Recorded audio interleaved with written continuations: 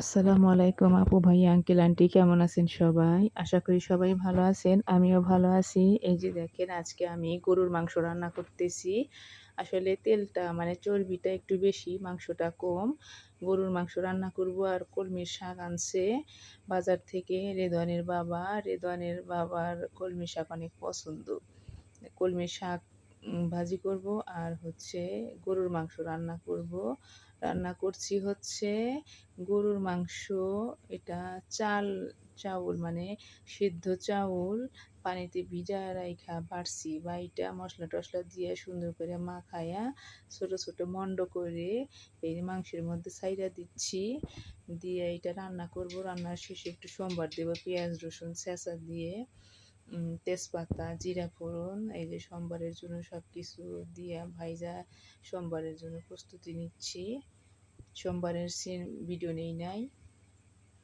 এই যে রান্না হয়ে গেছে, রান্না করে নামাইছি। তো এই খাবারটা কিভাবে রান্না করছি, আসলে আমি তো করি না, মানে রান্নার চ্যানেল খুলি না। এই যে রান্না শেখানোর চ্যানেল খুলছি, আমি এমনি ব্লগ ভিডিও বানাই, রান্না বান্না খাওয়া দাওয়া পরিবারের যে দৈনন্দিন এই রান্না বান্না এর উপরেই হচ্ছে আমার এই চ্যানেলটা খোলা। আর এইগুলাই আমি ভিডিও করে ইউটিউবে ছাড়ি। তো এই যে শাক ভাজি করছি আর হচ্ছে গরুর মাংস রান্না করছি। আসলে এই তরকারিটা আমরা আমাদের সিরাজগঞ্জ জেলার গ্রামীণ অঞ্চলের মানুষেরা এটাকে বলি হচ্ছে মাংসের নুটানি। অনেকেই হয়তো এটা শুনে হাসবেন, যেটা আবার কেমন ভাষা। আমরা আমাদের এই আঞ্চলিক ভাষা এটাকে বলি মাংসের নুটানি।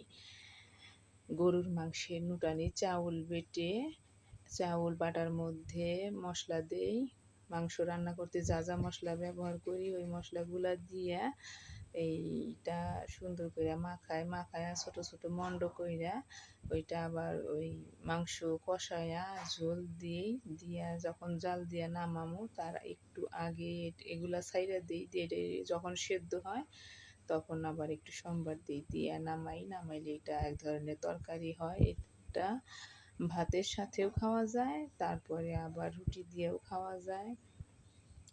তো এই যে রান্না বান্না খাওয়া দাওয়া শেষ হইলো আমার। খাওয়া দাওয়া শেষ করে বিকেলবেলা আবার এই যে একটু, আজকে বিকেলে বাড়িতে কিছু করি নাই, ছেলে মেয়েরা এই যে বাজার থেকে পুরি কিনে নিয়ে আসছে বিকালে নাস্তা করার জন্য। পুরি আর একটু টক নিয়ে আসছে, ওরা খাচ্ছে, আমিও সাথে একটু খাচ্ছি, তাই একটু ভিডিও করছি। তো এই পর্যন্তই হচ্ছে আজকে ভিডিও। তা আমার এই যে মাংসের তরকারিটা যে রান্না করছি, এই তরকারিটা অনেক সুস্বাদু, খাইতে সুন্দর লাগে, অনেক মজা লাগে। পারলে আপনারা রান্না করে খাইয়েন, দেখেন অনেক মজা লাগে।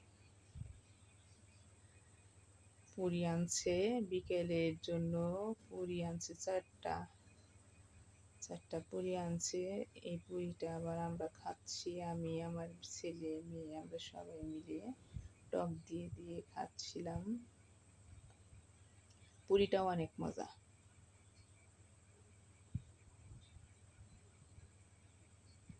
তো আর কি বলবো, আজকে রান্না বান্না খাওয়া দাওয়া এই পর্যন্তই। আজকে সকালবেলা আবার একটু ভাত রান্না করছিলাম, গতকালকে ডাউল রান্না করছি, ডাউল দিয়ে আর আলু ভর্তা দিয়ে ভাত খাইছি। মাঝে মধ্যে আবার ভাতও রান্না করি, সকালে রুটিটাই বেশি খাই সকালবেলা।